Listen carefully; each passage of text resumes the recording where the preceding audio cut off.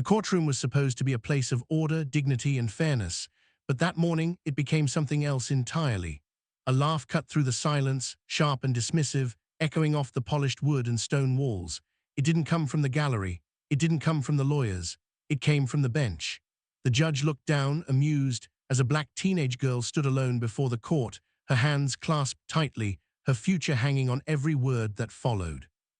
In that single moment, power and prejudice collided, and no one in the room yet understood just how wrong their assumptions were about who she really was. Welcome to Swift Tale, the channel where powerful stories expose the moments that change lives forever. If this is your first time visiting Swift Tale, let me ask you something. Do you believe one moment of truth can silence an entire room? And if stories about justice, dignity, and unexpected strength matter to you, will you like, share, and subscribe so you don't miss what comes next? Here, we don't just tell stories, we uncover the hidden turning points where judgment gives way to truth. At first glance, this case seemed ordinary. Another young defendant, another crowded docket, another morning where the system moved quickly, efficiently, and without much patience. The judge thought she had seen this story before. The spectators thought they knew how it would end. Even the attorneys assumed the balance of power was already settled. But what no one considered, what no one bothered to ask, was who this girl truly was beyond the surface they thought they understood. She stood there absorbing the laughter, feeling the heat rise in her face, aware of every eye in the room. To some, she was just another case file. To others, a stereotype made flesh.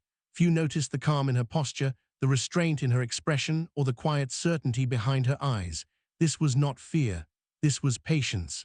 The kind that comes from knowing something others don't, something powerful enough to turn humiliation into revelation. This story matters because it exposes a truth we don't like to confront. Judgment is often passed long before facts are heard. It shows how authority, when paired with assumption, can become cruelty, and how dignity, when paired with courage, can dismantle it in seconds. It's a story about a young black teen underestimated in the most public way possible, and about the moment she chose not to shrink, not to lash out, but to speak. What happens next will challenge everything you think you know about power, respect, and identity. Because when she finally revealed who she really was, laughter vanished, voices failed, and the room fell into a silence so heavy it felt earned. This isn't just a courtroom story. It's a reminder that truth doesn't need permission, and when it arrives, it changes everything. That morning, the courthouse felt like it always did, cold, formal, and indifferent. Fluorescent lights hummed overhead, casting a pale glow across polished floors worn down by decades of footsteps. The air carried the faint scent of paper, dust, and authority, a place where voices were meant to be measured and emotions restrained. People moved through metal detectors and long hallways with practiced resignation, knowing that inside these walls, time belonged to the court, not to them. The courtroom itself was arranged to make one thing unmistakably clear: power had a direction. The judge's bench rose above everything else, elevated both physically and symbolically. Below it sat the attorneys, then the defendant's table, and finally the gallery, rows of wooden benches where families, observers, and the quietly anxious waited their turn to be seen. It was a space designed not for comfort, but for compliance. Every detail reinforced who spoke, who listened, and who was expected to remain silent. The judge entered with routine efficiency, robe flowing, expression already settled into practiced authority. She had seen hundreds of faces like the one standing before her that day, or at least she believed she had. To her, cases blurred together, similar charges, similar stories, similar outcomes. Efficiency mattered more than curiosity. The docket was long, patience was short, and empathy often felt like a luxury the system didn't have time for. Whispers rippled softly through the gallery as people scanned the room, sizing up each case before it began. Some leaned forward with interest. Others stared at the floor, already defeated by the process. There was an unspoken hierarchy even among spectators, those who belonged, those who were merely passing through, and those whose presence marked them as suspects rather than citizens. Judgment existed long before the gavel struck. At the defendant's table stood the black teen, noticeably younger than most others who had appeared that morning. Her presence drew glances, some curious, some dismissive, some openly skeptical. She didn't look like what many expected authority to take seriously. In a room that valued credentials, age, and familiarity with procedure, she appeared out of place. And in systems built on patterns, being out of place often meant being underestimated. The court clerk called the case with mechanical precision, voice flat, as if announcing a routine task rather than a life-altering moment. Papers were shuffled, pens clicked. The judge barely looked up at first, already forming impressions before hearing a single word. This was the environment she walked into, not neutral, not open, but weighted with assumption. What no one in that room realized yet was that the balance they believed so firmly in was about to shift. The very space designed to reinforce authority would soon expose its fragility, and the quiet courtroom, so used to controlling voices, was moments away from being stunned into silence. Before she ever stood in that courtroom, her life had already taught her how to remain calm under pressure. She grew up learning to listen carefully, to choose her words wisely, and to never mistake silence for weakness. In her world, attention could be dangerous, and assumptions were something you learned to navigate, not challenge head-on. From a young age, she understood that people often decided who you were long before you spoke, and that correcting them required patience most teenagers were never taught to have. Her home life was not defined by chaos, as some might have assumed, but by discipline and expectation. She was raised to value education, composure, and accountability. Books mattered, words mattered, how you carried yourself mattered. She had been taught that dignity was something no one could take from you unless you handed it over. Even when life felt unfair, she was encouraged to respond with restraint rather than reaction. That lesson would follow her into the courtroom. School had always been a place of contradiction for her. Teachers praised her intelligence, but questioned her confidence. Peers alternated between admiration and resentment. She learned early how quickly excellence could make people uncomfortable when it didn't fit their expectations. Still, she worked hard, often twice as hard, knowing that effort alone didn't always level the playing field, but it gave her something solid to stand on. The path that led her to court that day was not the result of recklessness or rebellion, but circumstance layered with misunderstanding. A decision scrutinized without context. An action interpreted through bias rather than fact. She had trusted that clarity would come once she had the chance to speak, believing, perhaps naively, that truth would naturally command respect. What she hadn't anticipated was how easily her youth, her race, and her silence would be mistaken for something else entirely. Despite the fear she carried into the building that morning, she did not feel small. Nervous, yes, but not broken. She had rehearsed what she would say, not in anger, but in precision. She knew the law mattered, but she also knew perception often mattered more. And she was prepared, if necessary, to correct that perception, carefully, deliberately, and on her own terms. Standing there in that courtroom, she wasn't just a defendant. She was a student of systems, a witness to how power behaved when it believed it was unquestioned. Every glance, every smirk, every dismissive breath taken around her registered quietly. She absorbed it all without flinching. Because long before the judge laughed, she had already learned how to endure being underestimated and how to wait for the right moment to prove people wrong. On paper, the charge looked simple, clean, compact, and stripped of nuance. A few lines of text summarized an event that had taken place in minutes, but would now be examined as if it defined her entirely. The language was technical, impersonal, and unforgiving, reducing a complex situation to a checkbox on a crowded docket. To the court, it was another case number. To the people watching, it was an invitation to assume they already understood the story. Public perception filled in the gaps faster than facts ever could. A young black teen standing before the bench carried a weight of expectation she had not chosen. Some in the gallery leaned back, arms crossed, convinced they knew how this would end. Others avoided looking at her altogether, as if proximity to her situation might be uncomfortable. Assumptions whispered through the room, about intent, about character, about where she came from and what she must be like. None of those assumptions came from evidence. They came from habit. The charge itself was framed without context, and context was everything. What had been a misunderstanding was now labeled defiance. What had been restraint was now called indifference. The absence of panic in her demeanor was read as disrespect. In a system that often equated emotion with remorse, her composure became another mark against her. The quieter she stood, the more some believed she had something to hide. Officials moved briskly, following procedure, but procedure had a way of flattening people. The prosecutor recited facts without inflection, focusing on what could be proven rather than what could be understood. The defense prepared to speak, aware that words would have to fight against impressions already formed. And the judge, already convinced this was a familiar story, listened with half an ear, confident that nothing surprising would emerge. What no one acknowledged aloud was how perception shapes justice long before judgment is rendered. The room had decided who she was before she ever opened her mouth. Her youth was mistaken for ignorance. Her calm was mistaken for arrogance. Her presence was mistaken for guilt. The charge became less about what happened and more about who people believed she must be. She felt it all without reacting.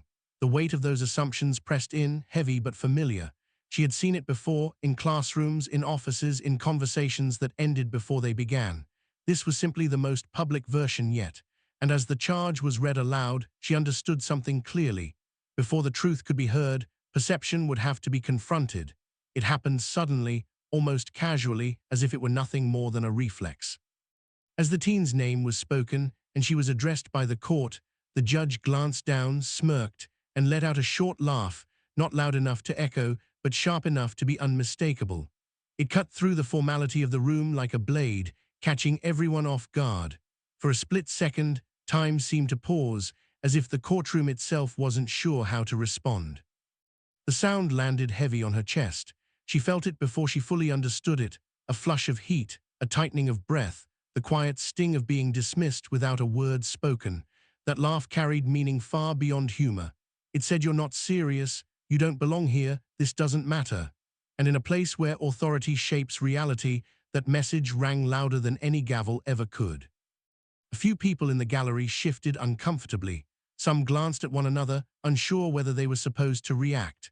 Others looked away, pretending they hadn't heard it at all. No one spoke. No one objected. Silence filled the space where accountability should have been, stretching thin and fragile. The attorneys froze, measuring whether interruption would help or hurt. The moment passed officially unchallenged, but it did not pass unnoticed. For the teen, the humiliation was immediate but contained. She did not lower her head. She did not respond. She stood still, hands steady at her sides, refusing to give the moment more power than it already had. Years of learning how to absorb disrespect without breaking had prepared her for this. Still, the laughter lingered, echoing not in the room, but inside her. The judge, seemingly unaware or unconcerned with the impact of her reaction, continued on, tone light, posture relaxed. To her, it was a harmless expression, a moment of levity in a long day. To everyone else, it was a reminder of how casually dignity could be stripped away when authority felt secure enough to mock rather than listen. What made the moment so devastating wasn't just the laughter itself, but what it represented. It exposed how quickly power can slip into cruelty when unchecked, how easily a person can be reduced to an assumption. And as the room settled back into uneasy quiet, one truth became clear: something had shifted. The laughter had crossed a line, and once crossed, there would be no returning to business as usual. When the judge finally addressed her directly, the room expected hesitation, maybe tears, maybe anger. Instead, the teen lifted her head and spoke with a calm that felt almost out of place in a space charged with tension. Her voice was steady, not loud. Not defensive, but clear enough to command attention. Each word was deliberate, measured, as if she had already decided that dignity, not emotion, would define her response. She didn't begin by challenging the judge or reacting to the laughter. She acknowledged the court respectfully, addressing the bench with composure that contradicted every assumption that had been made about her. That alone caused a subtle shift. People leaned forward slightly. Pens paused midair. The courtroom, so accustomed to scripted exchanges, sensed something different unfolding. As she explained her side, she stuck to facts. No excuses, no dramatics. She clarified details that had been glossed over, providing context without apology. Her words revealed preparation, understanding, and an awareness of the law that many in the room hadn't expected from someone her age. Each sentence chipped away at the caricature that had been silently constructed around her. The judge's expression began to change, not dramatically, but noticeably. The casual confidence she'd carried moments earlier gave way to curiosity, then caution. This was no longer the predictable interaction she had anticipated. The teen wasn't shrinking under pressure. She wasn't defiant. She was composed, articulate, and unsettlingly self-possessed. What struck the room most was what she didn't say. She didn't mention the laughter. She didn't ask for sympathy. She didn't plead. That restraint spoke louder than any accusation could have. It forced the courtroom to listen, not out of obligation, but because something in her delivery demanded it. With each passing sentence, the balance of power began to tilt. Authority still rested at the bench, but control of the moment had shifted. The teen was no longer merely responding to the court, she was shaping the narrative. And as her voice settled into the quiet air of the room, it became clear that this was no longer just a hearing. It was the beginning of a reckoning no one had prepared for. As the teen finished speaking, the silence that followed felt different from before. It wasn't dismissive or awkward, it was alert. The courtroom seemed to hold its breath, as if everyone present sensed that the script had changed but didn't yet know how the next line would be delivered. What had begun as a routine proceeding now carried an undercurrent of uncertainty that no one could ignore. The attorneys exchanged quick glances. The prosecutor, who moments earlier had appeared confident in the strength of the case, shifted in their seat, scanning notes as if searching for footing that suddenly felt less secure. The defense attorney straightened, recognizing the rare moment when truth and timing aligned. This was no longer about damage control, it was about letting the facts breathe. Even the judge, though still elevated above the room, seemed less comfortable in her position. Her posture stiffened. The relaxed authority she'd worn so easily had been replaced by something closer to restraint. She listened more closely now, her eyes fixed on the teen, measuring each word with a seriousness that hadn't been there before. The laughter from earlier felt distant, out of place, almost reckless in hindsight. In the gallery, spectators leaned forward, curiosity overtaking indifference. Whispers stopped. Faces that had once held quiet judgment now reflected confusion. People began to reconsider what they thought they were witnessing. This wasn't the story they had assumed. The lines between defendant and observer blurred as everyone became part of a moment that demanded attention. The tension didn't erupt, it thickened. It settled into the room like a weight, pressing against every surface. No one knew yet what the turning point would be, but everyone felt it approaching. The kind of tension that precedes revelation doesn't announce itself, it simply insists on being acknowledged. The teen stood quietly once more, having said exactly what she intended to say, and nothing more. Her calm now felt intentional, even strategic. She wasn't waiting for permission. She was waiting for the right moment. And as the judge prepared to respond, one truth hovered unmistakably in the air. Whatever came next would redefine everything that had already happened.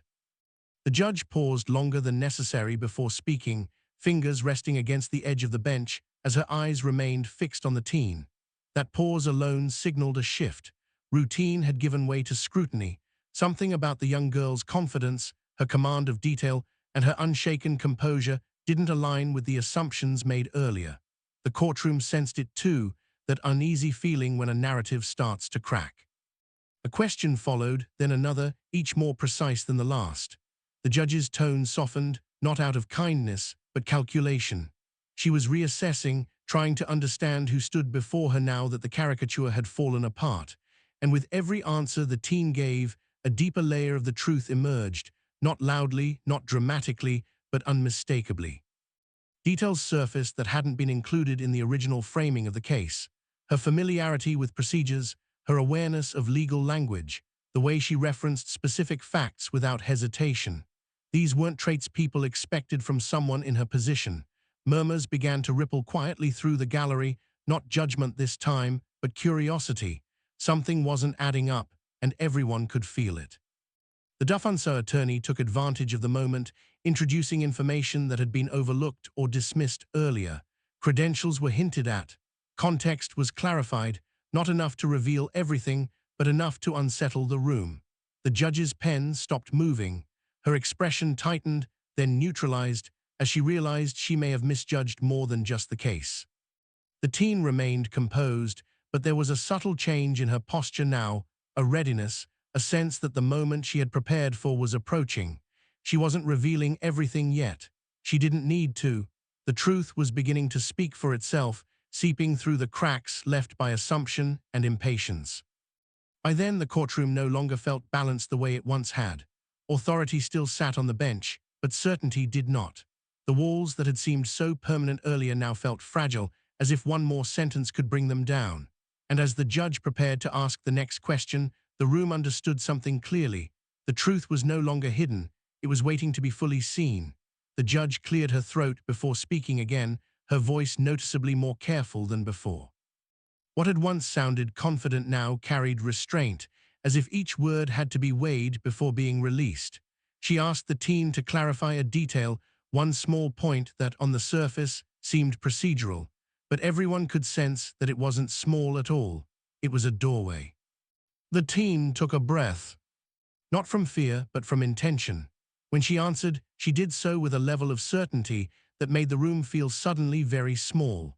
She referenced her role, her presence there, and the reason she had remained composed even in the face of disrespect.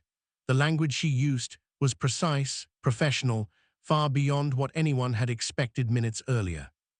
A ripple of realization moved through the courtroom. The attorneys stopped writing.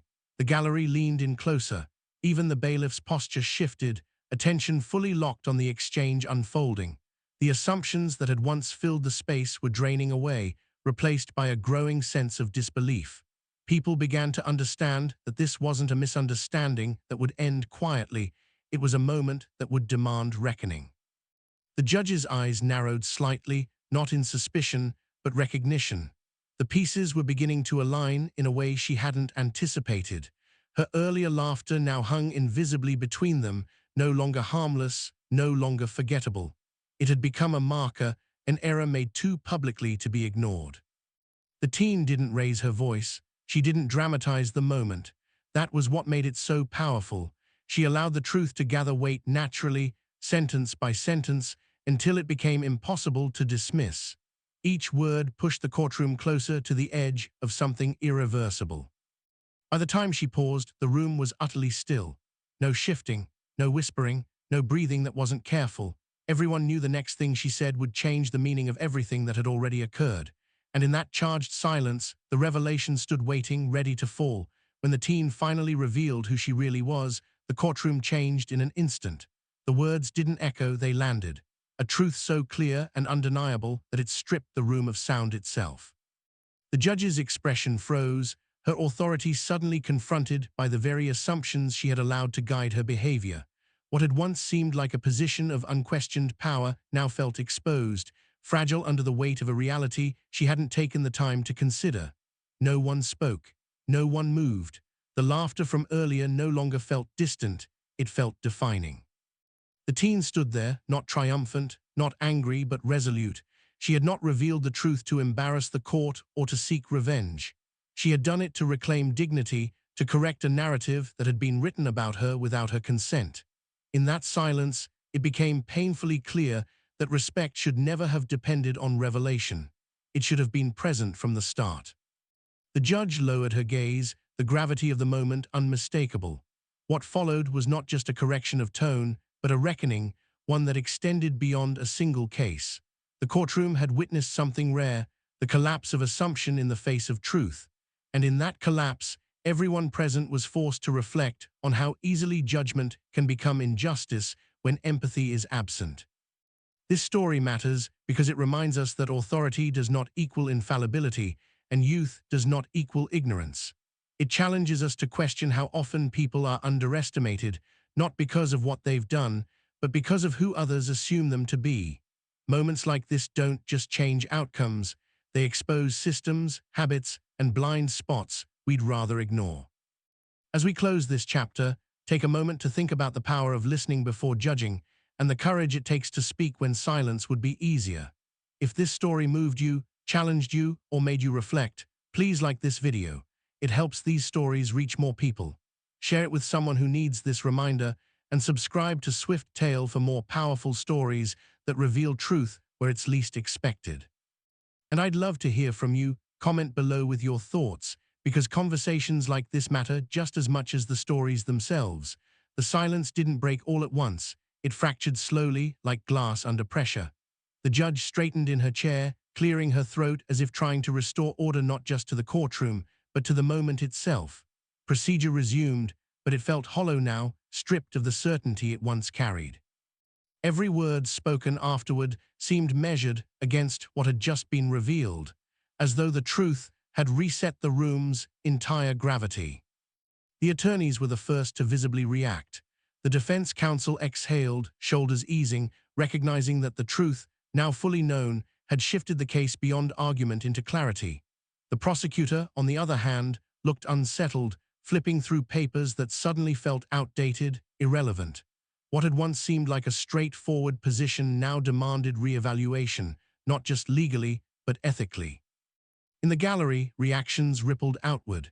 Some people stared at the teen with widened eyes, replaying their own earlier judgments in silence. Others looked toward the judge, studying her face for acknowledgement, for accountability. A few sat perfectly still, struck by the discomfort of recognizing how easily they, too, had assumed without knowing. The judge finally spoke again, her voice noticeably lower, more controlled. Gone was the casual authority, replaced by formality edged with restraint. She addressed the teen with respect now, too late to undo what had happened, but enough to acknowledge the shift. The courtroom had seen her recalibrate in real time, aware that every word from this point forward would be remembered. The teen listened quietly, her expression unchanged. She didn't seek validation from the room, nor did she appear relieved in any dramatic way. What mattered to her had already happened. The truth had been spoken, and it had been heard. Whatever the legal outcome, the imbalance of that morning had been corrected in the only way that truly counted. As the proceedings moved toward resolution, one thing was clear to everyone present. The case would not be remembered for its charges or technicalities. It would be remembered for the moment power was challenged by composure, and for how quickly certainty crumbled once truth was allowed to stand on its own. News of what happened in that courtroom didn't stay contained within its walls for long. By the end of the day, whispers had turned into conversations, and conversations into headlines. Someone had recorded a portion of the hearing. Someone else had shared an account online. And suddenly, a moment that began in near silence was echoing far beyond the courthouse, drawing attention from people who had never stepped foot inside that room. The public reaction was swift and divided. Many viewers expressed outrage, not at the teen, but at how casually her dignity had been dismissed. Comment sections filled with disbelief as people replayed the judge's laughter and contrasted it with the teen's calm, articulate response. For some, it was a painful confirmation of experiences they had lived themselves. For others, it was an uncomfortable awakening to biases they had never been forced to confront so clearly. Media outlets seized on the story, framing it as more than a single incident. It became a conversation about courtroom conduct, judicial accountability, and the quiet ways prejudice can surface in places meant to embody fairness. Legal analysts debated the implications, while commentators questioned how often similar moments went unnoticed because the outcome wasn't interrupted by truth revealed at just the right time. Community leaders weighed in, emphasizing the importance of respect within the justice system, especially toward young people whose lives can be permanently altered by a single proceeding. Advocacy groups pointed to the case as an example of why representation, training, and oversight mattered, not as abstract ideals, but as safeguards against everyday harm. Through it all, the teen remained largely out of the spotlight, choosing restraint over spectacle once again. Her silence in the aftermath spoke volumes. The story no longer belonged just to her, it had become a mirror held up to a system and a society forced to look at itself. What began as a moment of laughter had grown into a reckoning broadcast far and wide, and as the public conversation deepened, one truth became impossible to ignore. This wasn't an isolated incident, it was a reminder of how much still needed to change. As the noise of public reaction slowly settled, a deeper question remained: why did this moment resonate so powerfully with so many people? The answer lay not only in what happened, but in what it revealed. This was never just a story about a judge and a teen. It was about the quiet, often invisible ways assumptions operate, especially when reinforced by authority and tradition. At its core, the moment exposed how easily systems meant to protect fairness can drift from their purpose when empathy is replaced by efficiency. The judge didn't wake up intending to cause harm, yet harm occurred all the same. That truth unsettles people because it shows how injustice doesn't always announce itself loudly. Sometimes it arrives as a laugh, a tone, a look, small actions with outsized impact. The story also highlighted the burden placed on those who are underestimated. The teen wasn't simply defending herself against a charge. She was navigating a space that had already decided who she was allowed to be. Her composure wasn't just personal strength, it was survival. For many viewers, especially those who had faced similar moments, her restraint felt both inspiring and painfully familiar. There is also a deeper lesson about power. Authority is most dangerous when it believes itself unquestionable. The courtroom, designed to symbolize balance and justice, briefly became a place where imbalance was on full display. And yet, it was also where that imbalance was corrected, not through confrontation, but through truth spoken with clarity and calm. Ultimately, this story forces us to ask uncomfortable questions of ourselves. How often do we decide before listening? How often do we confuse confidence with guilt or silence with ignorance? And how many moments of harm pass unnoticed simply because no one pauses long enough to challenge them? The lasting impact of this story isn't rooted in humiliation or triumph. It lives in awareness. It reminds us that justice is not a fixed state, it's a practice, one that requires constant reflection, humility, and the courage to admit when we're wrong. There are moments that stay with us not because of their drama, but because of the questions they leave behind. This story is one of those moments. It asks us to examine how quickly we form opinions and how rarely we pause to challenge them. The lesson isn't about courts alone. It's about everyday interactions where assumptions quietly shape outcomes long before facts are known. One of the clearest lessons is the power of composure. The teen didn't match disrespect with defiance or humiliation with anger. Instead, she chose clarity and restraint. That choice didn't just protect her dignity, it changed the direction of the entire moment. It reminds us that strength doesn't always look loud. Sometimes, it looks like patience, preparation, and the confidence to speak when the time is right. Another lesson lies in responsibility. Authority, whether in a courtroom, a classroom, a workplace, or a home, carries influence that can uplift or wound in seconds. Words, expressions, and even laughter can leave marks far deeper than intended. This story challenges anyone in a position of power to lead with awareness, knowing that respect should never be conditional. For the viewer, perhaps the most important takeaway is this: curiosity is more just than certainty. Listening before judging creates space for truth to emerge. When we replace assumption with understanding, we don't just avoid harm, we build fairness into the moments that matter most. As you move forward from this story, carry that awareness with you. The next time you're tempted to decide before listening, pause. The person in front of you may be holding a truth you don't yet see, and giving them the space to reveal it could change everything. As this story comes to a close, what remains isn't the tension of the courtroom or the shock of revelation, but the quiet truth that respect should never have to be earned through explanation. The teen's dignity was not created by who she revealed herself to be, it was always there. What changed was the room's willingness to see it, and that distinction matters more than any verdict ever could. Moments like this remind us how easily power can forget its responsibility and how quickly humility can restore what arrogance disrupts. The courtroom, meant to be a place of balance, became a mirror reflecting both our flaws and our potential for growth. It showed us that justice is not just about rules, it's about how we treat people when we believe we are in control. If this story stirred something in you, anger, reflection, understanding, or resolve, hold on to that. Let it shape how you listen, how you speak, and how you judge the moments unfolding around you. Change doesn't always begin with grand gestures. Sometimes it begins with a single pause, a single question, or a single act of respect. Thank you for spending this time with Swift Tale, where stories aren't just told, they're meant to be felt. If you believe stories like this matter, remember to like this video, share it with someone who needs to hear it, and subscribe to the channel for more powerful narratives. And before you go, leave a comment below. Your voice is part of this conversation too.